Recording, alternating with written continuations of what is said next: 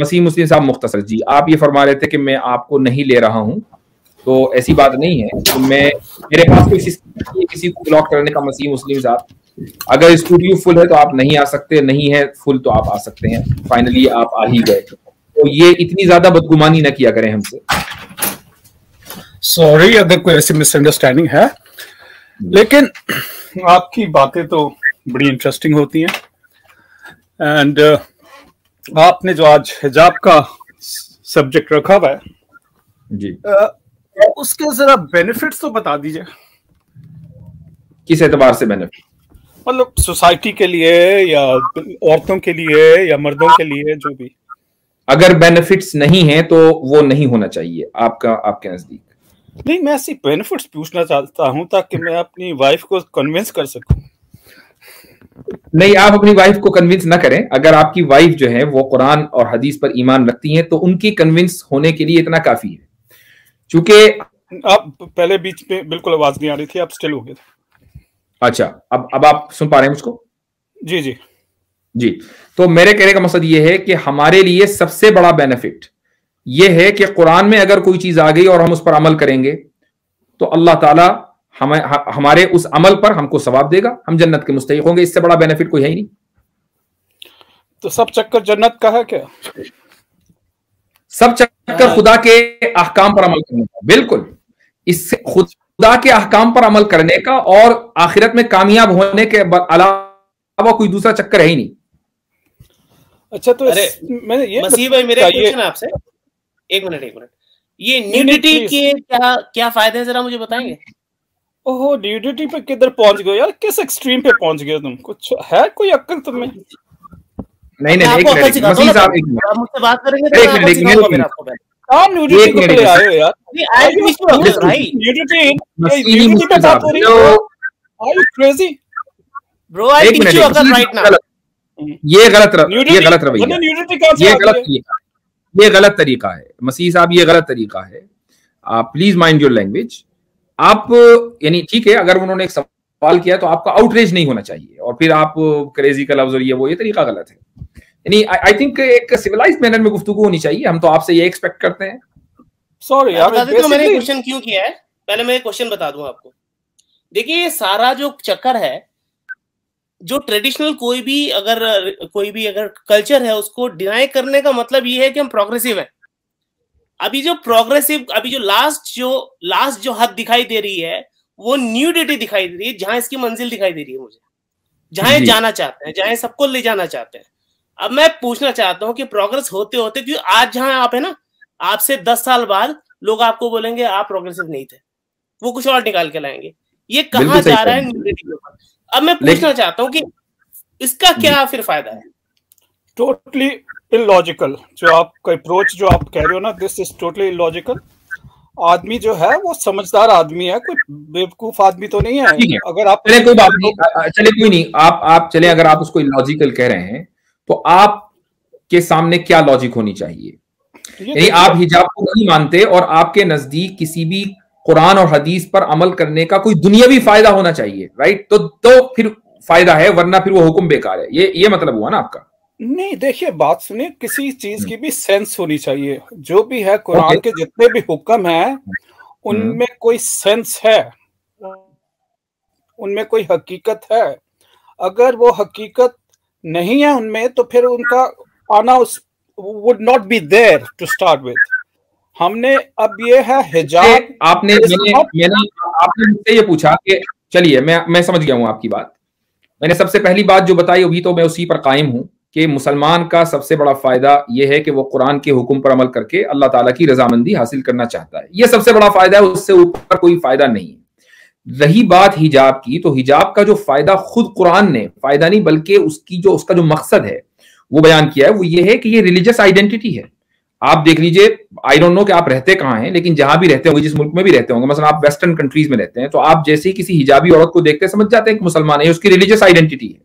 वो आइडेंटिटी खत्म नहीं होनी चाहिए, वरना कैसे पता चलेगा कि वो मुसलमान है? और वो वॉकिंग दावा इंस्ट्रूमेंट होनी चाहिए, यानी लोग उसको देखकर पहचाने कहाँ ये मुसलमान है, ताकि हो सकता है कि वो इस्लाम को स्टडी करें या उसी से जाके सवाल कर ले किसी इस्लाम के किसी हुक्म के ताल्लुक से। इससे बढ़कर और क्या बेनिफिट होगा दुनिया में? देखिए, सबसे पहले तो ये है कि हिजाब was there prior to Islam, ठीक है। हाँ, ये तो हम खुद ही साबित करके आ रहे हैं, बिल्कुल।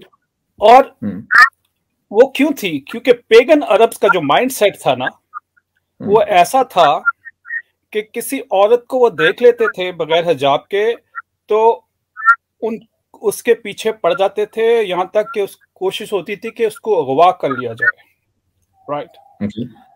अब जब इस्लाम आया तो Islam should have changed the mindset of the people can do not look at the female as an Arab। और अगर इस्लाम ये नहीं कर पाया तो फिर क्या इस्लाम तो फेल हो गया? नहीं, ये आपका नजरिया गलत है। इस्लाम ने सबसे पहले हुक्म दिया है मर्दों को कि वो अपनी निगाहें नीची रखें, सूरह नूर में आयत है, और औरतों को भी हुक्म दिया कि अपनी निगाहें नीची रखें। ऐसा नहीं है कि इस्लाम ने हुक्म नहीं दिया, हुक्म मौजूद है। इस्लाम की यह जिम्मेदारी नहीं है कि वो घुसकर लोगों के केमिकल्स और बायोलॉजिकल जो उनका सेटअप है उसको बदल दे। आपको यह मालूम होना चाहिए कि मर्दों में बायोलॉजिकली औरतों के मुकाबले में टेस्टोस्टेरोन लेवल हायर होता है, आपको ये मालूम होना चाहिए। ये एक बाकायदा साइंटिफिक फैक्ट है, ठीक है। और ये जो टेस्टोस्टेरोन लेवल हायर होता है मर्दों के अंदर, उससे मर्दों में इकदाम की यानी जो सिफत है वो पैदा हुई, और औरत के अंदर फरार की सिफत पैदा हुई है। इकदाम का मतलब ये कि वो जरी होते हैं, वो डोमिनेंस का मुतालबा करते हैं, जबकि औरत यानी डोमिनेंस का मुतालबा नहीं करती है। ये उसका बायोलॉजिकल मेकअप है, ये उसका ये एक फैक्ट है। इस वक्त आपके सामने रिसर्च भी पेश की जा सकती है।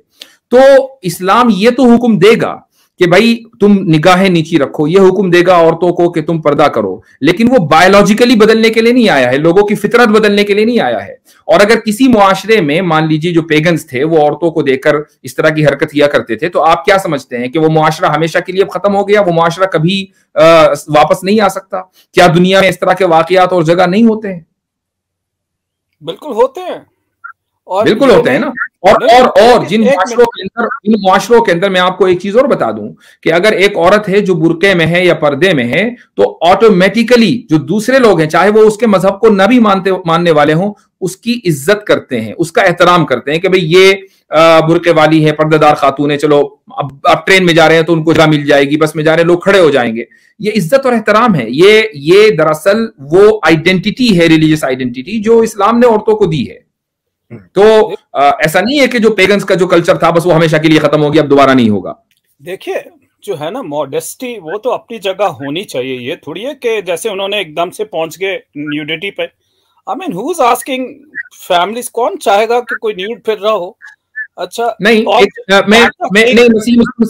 मसीह मुस्लिम साहब, ये एक सवाल है कि आपने रिलीजियस गाइडलाइन को जब साइडलाइन कर दिया कि चलो भाई हिजाब नहीं पहनेंगे चूंकि पेगन्स नहीं रहे और चूंकि अब इसमें हमें कोई फायदा नजर नहीं आ रहा है, तो ठीक है, अब आप अपने तौर से मॉडेस्टी डिफाइन करेंगे ना, आप ये कहेंगे मॉडेस्ट होना चाहिए, तो अभी एक सब्जेक्टिव चीज हो गई। आपके नजदीक मॉडेस्टी ये है कि भाई सर ना ढके, बाकी जो है जिस्म ढका रहे।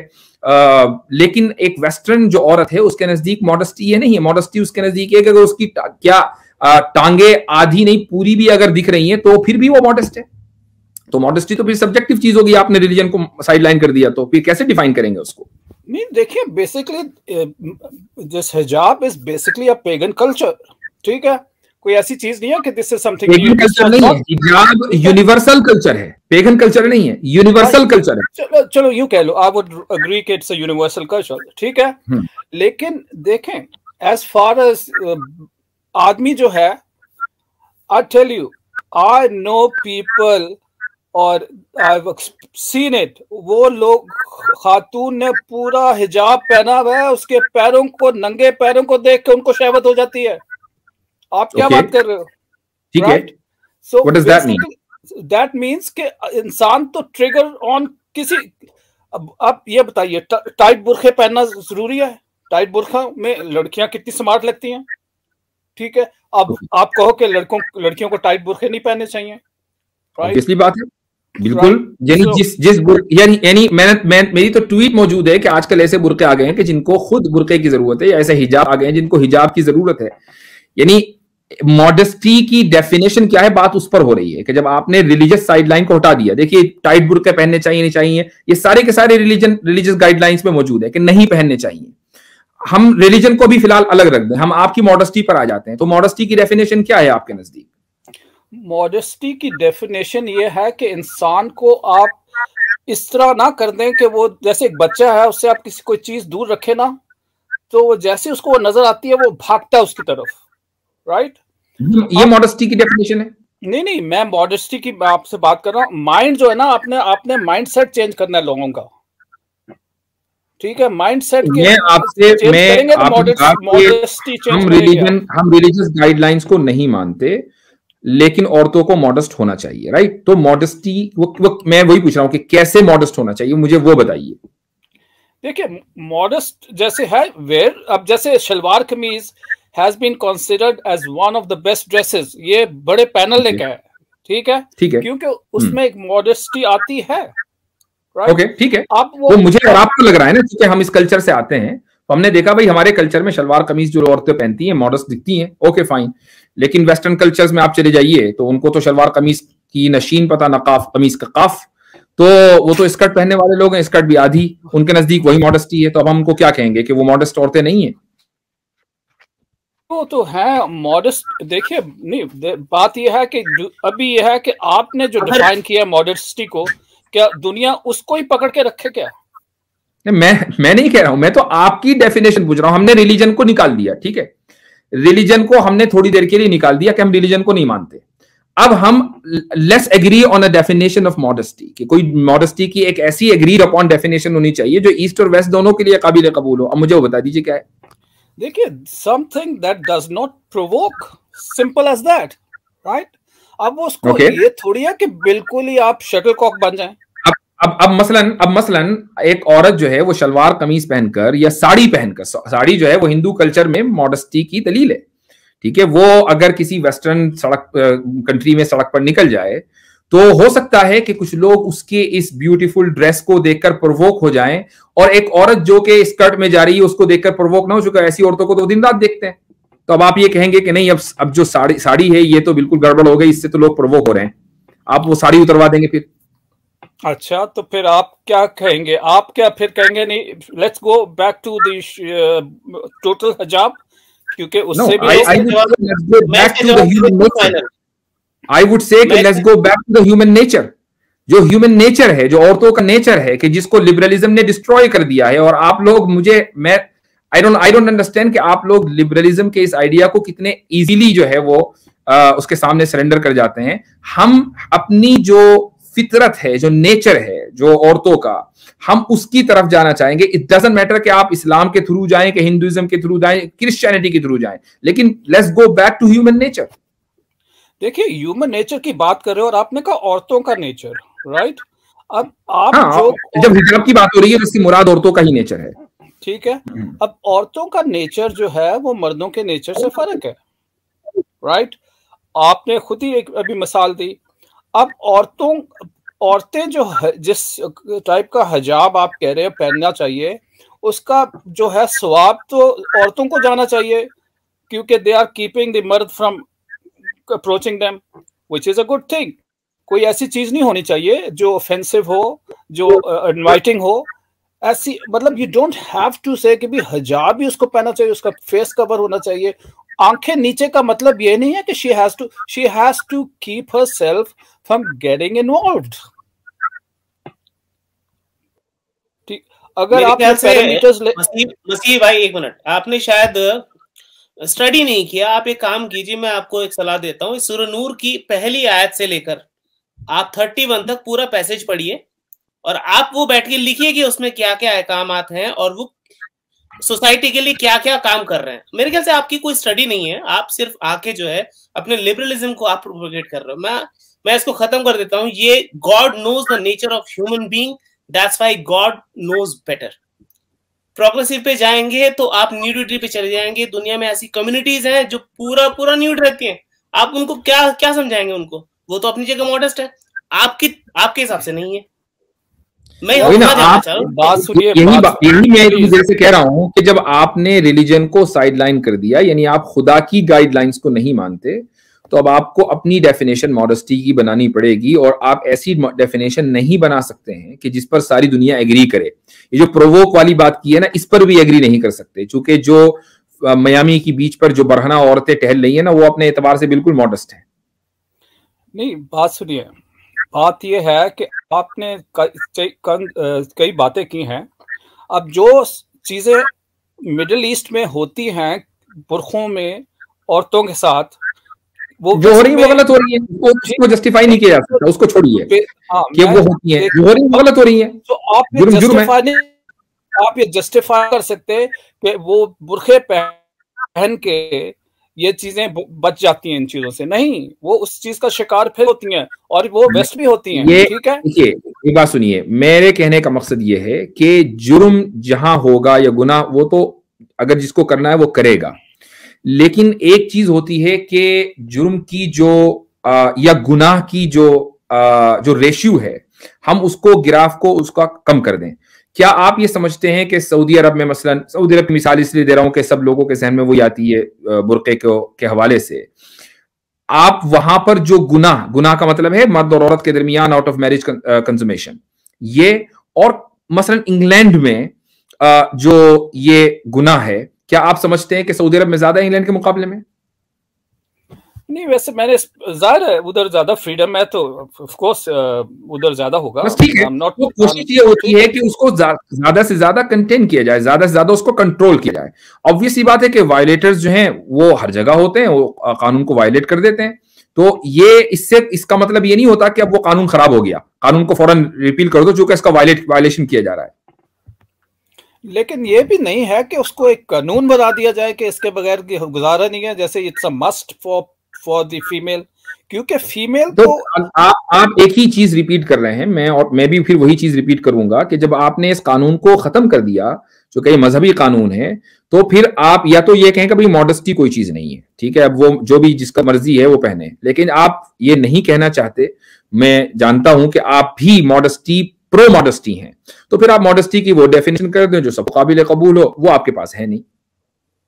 हाँ, इस वक्त तो मैं कोई ऐसी, मतलब I am here to bring a definition that's acceptable to everybody. वो पॉसिबल नहीं है ना, वो कॉमन सेंसिकली वो पॉसिबल नहीं है, यानी हम कह सकते हैं गारंटेड कि वो पॉसिबल नहीं है। तो उसका तरीका यही है कि हम जो नेचर है औरत का, या जो हिस्टोरिकली औरतें जिस तरीके से करती आई हैं, जिसकी वजह से हम ये कहते हैं कि ये औरत का नेचर है, हमें उसकी तरफ जाना चाहिए।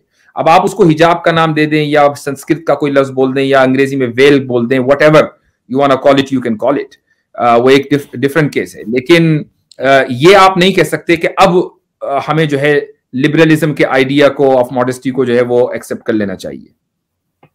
सो बेसिकली आप ये कह रहे हैं कि the best thing is for a female to walk in hijab which was worn by the pagan Arabs, which फिर मैं वही कहूंगा, आप पेगन अरब्स को ही क्यों लेकर आ रहे हैं? आप ये क्यों नहीं कहते कि which were worn by all women in the world universally historically? देखिए, जिस चीज की ग्राउंडिंग आपकी बात कर रहे हैं, आपकी ग्राउंडिंग तो उधर से आ रही है ना, तो ग्राउंड वर्क तो वहीं से आया ना। लेकिन मैंने साथ में हिंदू स्क्रिप्चर्स के भी हवाले दिए हैं, तो ग्राउंड वर्क जो है वो कहीं से भी आया हो, लेकिन है ह्यूमन, यानी चूंकि इस्लाम फितरत ही की बात करता है और उस चीज के खिलाफ नहीं जाता जो इंसान हिस्टोरिकली करता आ रहा है और वो उसकी फितरत में है, इस्लाम उसके खिलाफ नहीं जाता है। तो इट डजंट मैटर कि हमारा ग्राउंड वर्क क्या है, लेकिन हकीकत जो है वो तो यही है ना, उससे तो आप इनकार नहीं कर सकते कि सारी दुनिया की औरतें जो है वो हिजाब में थी। तो आप ये क्यों नहीं कहते? आप पेगन अरब ही की क्यों बात लेकर आ रहे हैं? तो ये तो आपकी यानी चेरी पिकिंग हो गई।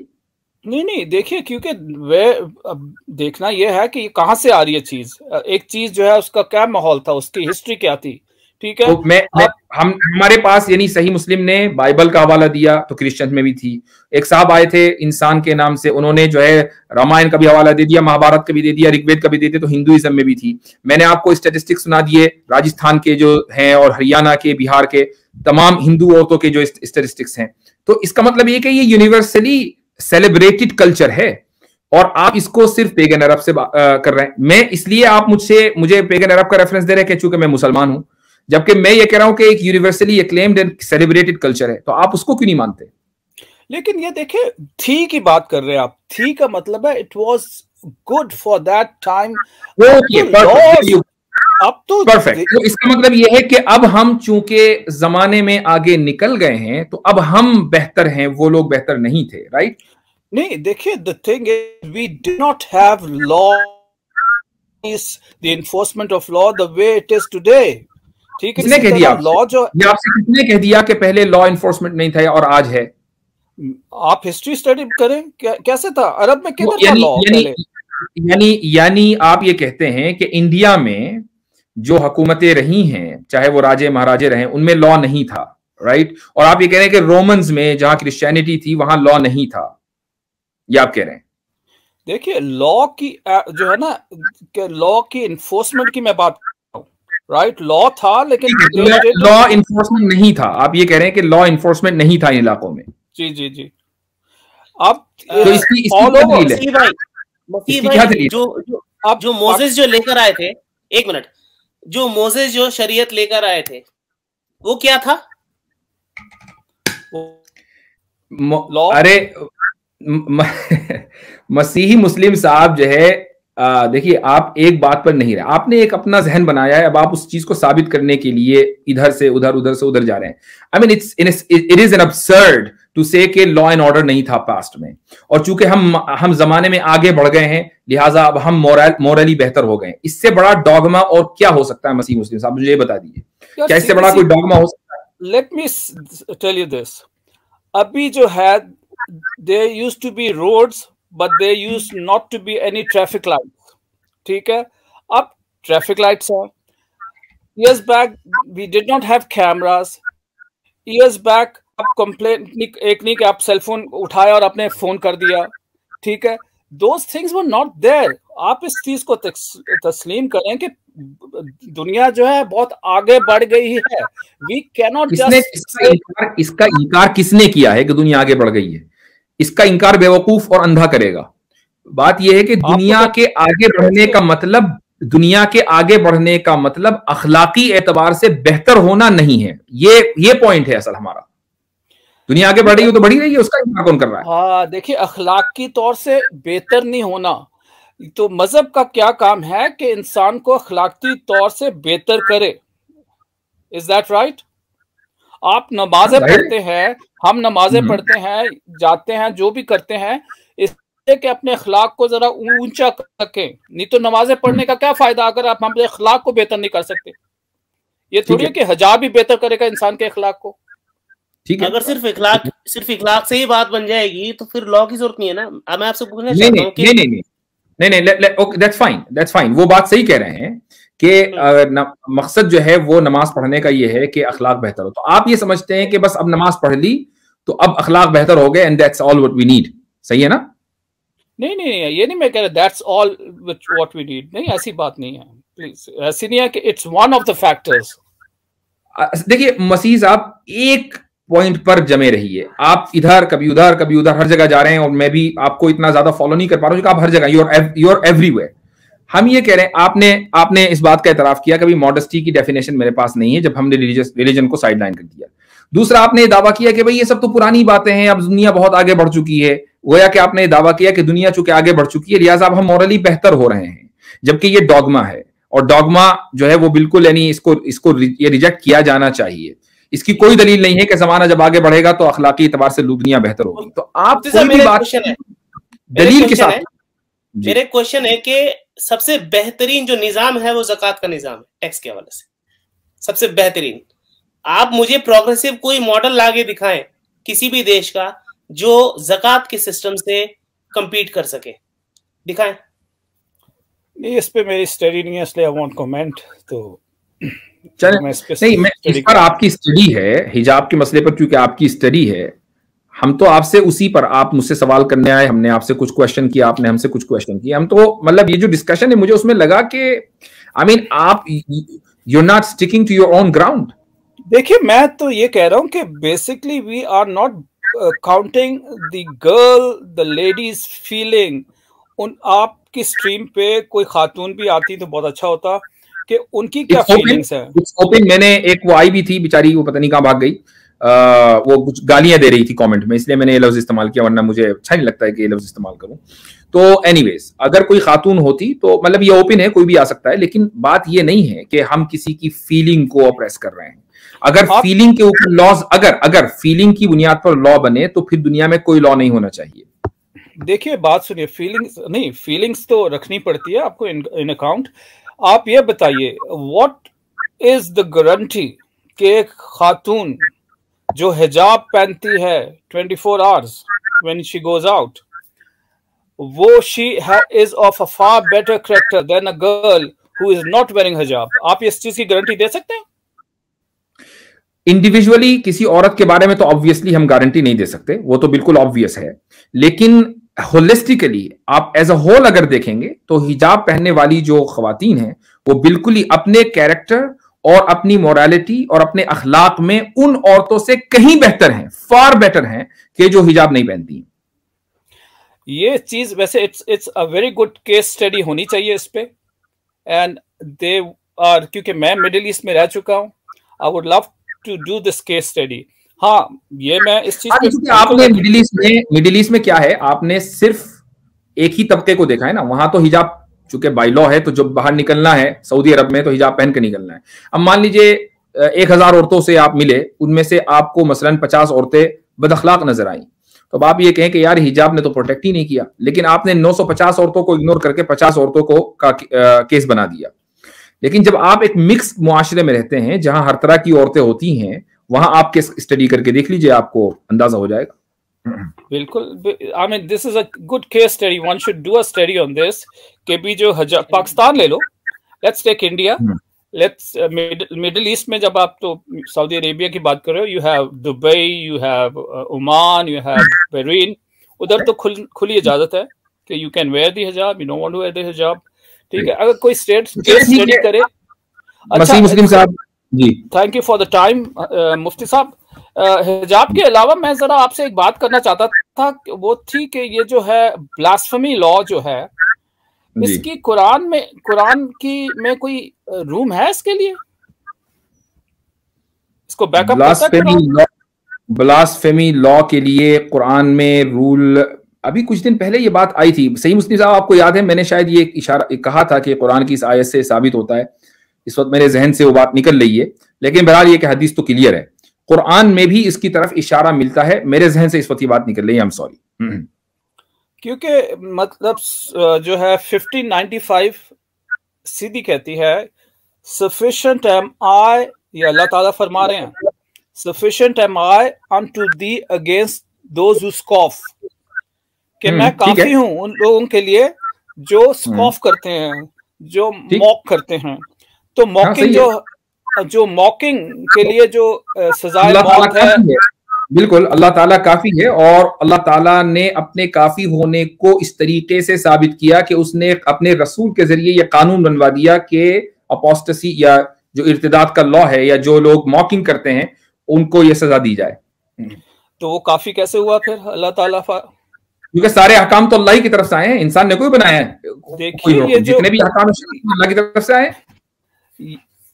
ये तो आप कह रहे हो कि अभी ये अल्लाह ताला काफी है, लेकिन वो जो है तो अगर आप इस चीज को तस्लीम करते हैं कि अल्लाह ने वाकई ये कहा है कि मैं काफी हूं, इस चीज को तो आप तस्लीम करते हैं, ये तो है लिखा हुआ सीधा सीधा, sufficient am I unto thee against, यानी वो किसी आम आदमी ने नहीं लिखा, वाकई अल्लाह ने, जिसको सुप्रीम बीइंग कहते हैं, उसने लिखा ना। जी जी बिल्कुल। चलिए ठीक है। अच्छा, बाकी कुरान भी उसी ने उतारा होगा, जाहिरा, मतलब जो ठीक है। हाँ, तो जब बाकी कुरान भी उसने उतारा, एक मिनट जी, देखिए बाकी कुरान भी उसने उतारा होगा, और जो उसके कैरेक्टरिस्टिक को डिस्प्ले करता है उसको मानने की जरूरत है। जो उसके कैरेक्टरिस्टिक को डिस्प्ले नहीं करता, we have to be very careful in accepting those things. मा आताकुमुर रसूलु फखुज़ूहु व मा नहाकुम अन्हु फंतहू, ये उसके कैरेक्टरिस्टिक को रिफ्लेक्ट करता है या नहीं करता? बेसिकली ये तो कहा गया अपने सूरह निसा में, लेकिन आगे ये भी लिखा हुआ है कि आई have not sent you to go against them who turn away. हाँ ठीक है, दैट्स फाइन।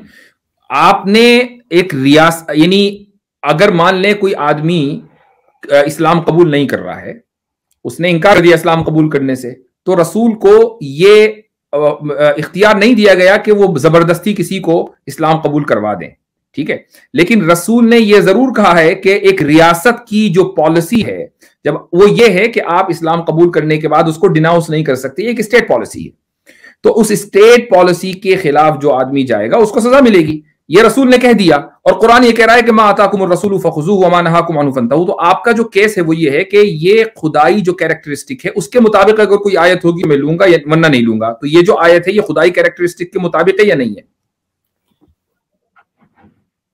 अगेन खुदाई कैरेक्टरिस्टिक के मुताबिक तो तब है जब उसके फजल और रहम पे उतरेगी वो पूरी। जब उसके रहम और फजल को डिस्प्ले नहीं करेगी तो then we have to ponder over it. Okay, that's very good point. क्या आप समझते हैं कि कानून मसलन कुरान कहता है कि तुम्हारे लिए किसास में जिंदगी है, क्या किसास में रहम है या नहीं है?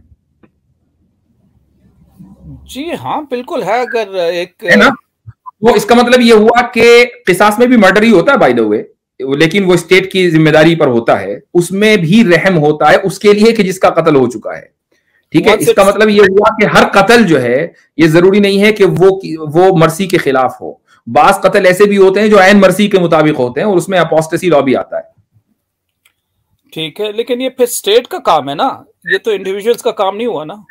ये बात तो मैं 1000 मरतबा कह चुका हूं। तो लेकिन जो चीजें आज कल भी डिस्कस होती रही हैं, ये तो जो इंडिविजुअल्स को आम कर रहे हैं। मसीही मुस्लिम साहब, इतनी तफसील से बात हो गई, इस टॉपिक कभी आए थे, आई डोंट थिंक कि हम दोबारा उस टॉपिक को ड्रैग करें, क्या फायदा, लोग बोर होंगे।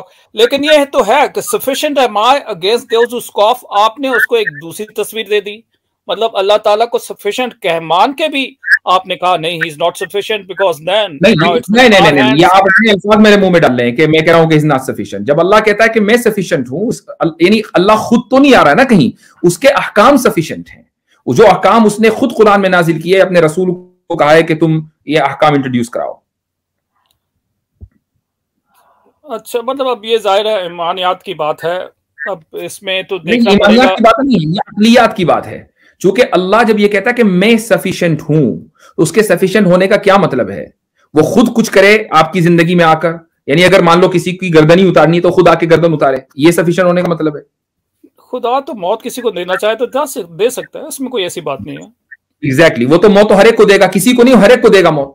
तो जिसको भी मौत देगा उसमें उसकी खुसूसियत क्या है? मान लीजिए एक आदमी ने मौत किया रसूलुल्लाह सल्लल्लाहु अलैहि वसल्लम को और उसकी फितरी मौत हो गई, तो दुनिया क्या कहेगी? भाई उसको तो मरना ही था, मर गया। ये सजा कैसे हुई? हाँ, वो सजा जो है अपनी जगह ठीक है, जब एक स्टेट ने वेरीफाई कर दिया, सब कुछ हो गया, तो वो सजा तो अपनी जगह है। लेकिन जब एक चीज को, जिसको कहते हैं कि फ्री एक्सप्रेशन, ठीक है, उसको कर्टेल किया जाए, तो दैट इज अगेंस्ट मसीही मुस्लिम साहब, आप जब फ्रीडम ऑफ एक्सप्रेशन की बात करते हैं तो फ्रीडम ऑफ एक्सप्रेशन अनलिमिटेड नहीं होती है, उसकी लिमिटेशंस हैं। दुनिया के किसी भी मुल्क में उसकी लिमिटेशन, तो इस्लामी रियासत में उसकी ये लिमिटेशन है। तो अगर आप ये कहें कि नहीं जी यूनाइटेड स्टेट्स में अनलिमिटेड फ्रीडम ऑफ एक्सप्रेशन है, आप साबित कर दीजिए। तो चले, बहुत एक मिनट देखिए, अगर जी मैं इसको रैप अप कर दूं कि मेरे ख्याल से बेटर ये होगा कि इसका जो हिस्टोरिकल बैकग्राउंड है ना, नबी अलैहि सलाम के टाइम पे क्या क्या हुआ और नबी अलैहि सलाम ने किस किस एपोस्टेट को बरी किया, अपने सामने बरी किया और कहा कि इसको कोई नुकसान नहीं पहुंचाएगा, वो सब आप डिस्काउंट करके आप दूसरी बातें लेकर आ रहे हो। तो मेरे ख्याल से इसका हिस्टोरिकल एक कॉन्टेक्स्ट है, उसको भी थोड़ा सा आप खुद स्टडी करने के बजाय इसके कि मैं बयान करूं यहाँ पर, वो अच्छा नहीं लगता बार बार। देखिए, आपने बड़ी अच्छी बात की कि उन्होंने जो डिस्काउंट किया, अब डिस्काउंट का जो फैक्टर है उसको तो आप लाते नहीं हो, राइट? वो भी तो उसको भी डिस्प्ले करो ना, उस डिस्काउंट फैक्टर। क्या फैक्टर था? आप एक पर्टिकुलर इंसिडेंट कोट कीजिए, मैं बता दूं फिर जितना मुझे नॉलेज है। देखिए अगर उन्होंने लोगों को कहा कि I don't have a particular instant to quote it right away, लेकिन उन्होंने कई जगह कहा जाने दो, don't take action against this thing, लेकिन उन्होंने तो कहा कि डोंट टेक एक्शन, लेकिन अभी एक्शन लिया जाता है। हाँ, तो स्टेट को पार्डन का हक है ना। चलो ठीक है, I'm saying that, लेकिन मतलब आप हेड ऑफ द स्टेट से ये हक कैसे ले सकते हैं? देखिए आप जो बात कर रहे हैं, अब यहाँ पे जो फ्रीडम है, आप यूएसए में बैठे, you are in Chicago, I am in New York, right. अब यहाँ पे आप हर आदमी को एक एक्सप्रेस करने का पूरा मौका दिया जाता है, and this is why people like to move to the western countries, to America, क्योंकि फ्रीडम ऑफ एक्सप्रेशन है। कोई भी अगर एक आदमी को वहां चॉइस दी जाए कि आप सऊदी अरेबिया जाओगे, कि आप मिडिल ईस्ट जाओगे, कि आप यूएसए जाओगे, western, and the thing is everybody is going to be opting for the European countries और फॉर अमेरिका। मेरे आप दो बच्चे आप लोग यहाँ कर देते हैं। मैं आपको मुख्तसर बात, चूंकि मैं फिर खत्म करूंगा, बहुत टाइम हो गया है। एक मिनट मैं यहाँ पर आपको इस कॉन्सेप्ट को क्लियर कर दूं, क्योंकि ये बात चीज आती है और इससे पहले भी मैंने इसको क्लियर किया है। वो ये कि आप लोग जब वेस्टर्न कंट्रीज के फ्रीडम ऑफ एक्सप्रेशन की बात करते हैं ना, तो फौरन आप लोग मजहब को बीच में लाते हैं कि देखो आप किसी भी मजहब को इख्तियार कर सकते हैं, मजहब को छोड़ सकते हैं, कोई भी कल्चर अपना सकते हैं, वगैरह वगैरह। भाई ये चीज जो है एक लिबरल सेक्युलर डेमोक्रेटिक कंट्री या उसके कॉन्स्टिट्यूशन के डोमेन में आती ही नहीं है। आप उन कंट्रीज में, अमेरिका, फ्रांस, इंग्लैंड, जरा फ्रांस चले जाइए, फ्रांस में आप सेक्युलरिज्म के खिलाफ बोल के दिखाइए, आपको डिपोर्ट कर दिया जाएगा। आप मजहब के खिलाफ बोल कर दिखाइए, आपको डिपोर्ट नहीं किया जाएगा, क्योंकि मजहब जो कॉन्स्टिट्यूशन है उसके डोमेन में नहीं आता है। यही मैं कह रहा हूं कि जब आप लिबरल या डेमोक्रेसीज में होते हैं तो आप उनके डोमेन में रहकर जब आप उनकी मुखालफत करेंगे तो एकदम स्टेट एक्टिव होगा और आपको पनिश करेगा। आप उसके डोमेन से बाहर निकलकर मुखालफत करते रहिए, नो प्रॉब्लम। इसी तरीके से जब आप एक इस्लामी रियासत में आएंगे और आप वहां पर आकर मसलन किसी कल्चर की मुखालफत करें, आप किसी शख्स की मुखालफत करें, आप किसी राय से डिसएग्री करें, नो प्रॉब्लम। इस्लाम को या इस्लामी रियासत को कोई मसला नहीं है। लेकिन जब आप इस्लामी रियासत की जो पॉलिसी है, स्टेट पॉलिसी, उसकी मुखालफत करेंगे तो फौरन स्टेट जो है हरकत में आ जाएगा। तो ये तो सारी दुनिया का कानून है भाई। नहीं देखें, आपने एक बिल्कुल उस मुल्क को जिधर दुनिया भागी आ रही है, यूएसए की मैं बात कर रहा हूँ, ठीक है। आप ये कह रहे हैं कि वो जो हैं लोग इससे आ रहे हैं, सॉरी। अच्छा, तो यही दुनिया जो भागी आ रही है यूएसए में, वो इस फ्रीडम की वजह से आ रही है, जो इतना फ्रीडम ऑफ एक्सप्रेशन है, उसी के लिए, फ्रीडम ऑफ एक्सप्रेशन के लिए आ रही है। बिल्कुल ओके। तो बोट्सवाना क्यों नहीं जा रही है? दुनिया सबसे ज्यादा फ्रीडम तो वहां पर है। नहीं, वो फ्रीडम ऑफ एक्सप्रेशन का मतलब ये नहीं है कि अर्निंग्स भी होनी चाहिए ना आपकी। अब आ गए आप लाइन पे कि जो बेटर लाइफ स्टाइल है दुनिया उसकी वजह से आ रही है। उसको इससे फर्क नहीं पड़ता कि यहाँ फ्रीडम ऑफ एक्सप्रेशन है या नहीं है। सऊदी अरब अपनी बॉर्डर्स खोल दे और वहां का लाइफ स्टाइल बेहतर हो, लोगों को धेले का फर्क नहीं पड़ता कि फ्रीडम ऑफ एक्सप्रेशन है या नहीं। उनको पैसा चाहिए, सऊदी अरब जाएंगे। लाखों हिंदू जो मुसलमान तो चले हैं, वो एक अलग मसला है। लाखों हिंदू जो है मिडिल ईस्ट में, क्या उनको फ्रीडम ऑफ एक्सप्रेशन वहां वैसी हासिल है जैसे इंडिया में? नहीं है, लेकिन पैसा कमा रहे हैं, जा रहे हैं। तो आप ये सब बात कम से कम प्लीज, जब मुझसे आप, मैं नहीं कह रहा हूं, लेकिन बहरहाल कम से कम इस तरह की बातें करें तो you should be well grounded कि आप क्या बात कह रहे हैं। देखिए, I've lived in the Middle East. 2 of my kids were born there, right? अब 2 बच्चे वो वहां पे पैदा हुआ and they didn't have any rights. ठीक है, उनका है कि वो राइट्स ही नहीं देते। They don't give you citizenship. They don't give you anything. So I had to exit. I had to go from that place and come to the USA, right? Just because बहुत अच्छी life थी, beautiful life, सब कुछ अच्छा था। और यकीन जाने अगर वो देते इस टाइप की सिटीजनशिप तो मैं हो सकता है उधर ही इस वक्त होता, दुबई में। तो अगर आपको वो सिटीजनशिप देते तो आपको फ्रीडम ऑफ एक्सप्रेशन मैटर ना करता, लिमिटेड फ्रीडम ऑफ एक्सप्रेशन। तो इसका मतलब तो ये हुआ ना कि आप भी पैसे की खातिर, माल की खातिर या बेहतर लाइफ स्टाइल की खातिर गए हैं। आपने you didn't think for a second कि मुझे फ्रीडम ऑफ एक्सप्रेशन चूंकि यूएस में हासिल है इसलिए मैं यूएस जा रहा हूं। नहीं, that was one of the factors, of course. ठीक है, उसको तो मैं, तो फिर आपको एक्सप्रेशन, आपको जब आपकी सबसे हाई वैल्यू है, देन आपको बॉट्सवाना जाना चाहिए था, जहां सबसे ज्यादा फ्रीडम ऑफ एक्सप्रेशन हासिल है। आप कुछ भी कहिए, नो प्रॉब्लम। तो देखिए, फ्रीडम ऑफ एक्सप्रेशन को और रिलीजन को कभी भी मिक्स ना कीजिए, बल्कि ये देखिए कि हर जगह फ्रीडम ऑफ एक्सप्रेशन लिमिटेड है, एब्सोल्यूट कहीं नहीं है। आप स्टेट की पॉलिसी के खिलाफ जब भी बोलेंगे, सेक्युलर स्टेट के खिलाफ बोलेंगे, सेक्युलरिज्म के खिलाफ बोलेंगे, आपको आपके खिलाफ एक्शन लिया जाएगा। आप कम्युनिस्ट स्टेट में होंगे, कम्युनिज्म के खिलाफ बोलेंगे, डेथ पेनल्टी आ जाएगी। आप मसलन इस्लामिक स्टेट में होंगे, इस्लाम के खिलाफ बोलेंगे, तो वहां पर आपको सजा मिलेगी। तो I mean, I don't see any difference. तो बेसिकली किसी फिलॉसफी के खिलाफ आप बात करोगे, अगर वो फिलॉसफी रूल कर रही है, तो they will go after you, right? ये आप कह रहे हो? ये तो ह्यूमन नेचर है, सारी दुनिया इसी पे चल रही है। ये आप फिलॉसफी नहीं, आई डोंट नो, हो सकता। अच्छा, मैं बात फिलॉसफी की नहीं कर रहा हूं, मैं बात कर रहा हूं स्टेट की पॉलिसी की। स्टेट की पॉलिसी के खिलाफ जब आप बात करेंगे तो स्टेट एक्टिव होगा। ये सारी दुनिया का कानून है, यूनिवर्सल लॉ है।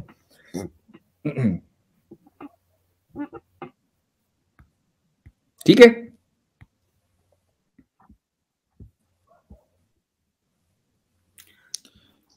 वो शायद डिस्कनेक्ट हो गए। चले, ठीक है, मेरे ख्याल से बात हो गई है। शुक्रिया, बहुत बहुत बहुत हो गई है।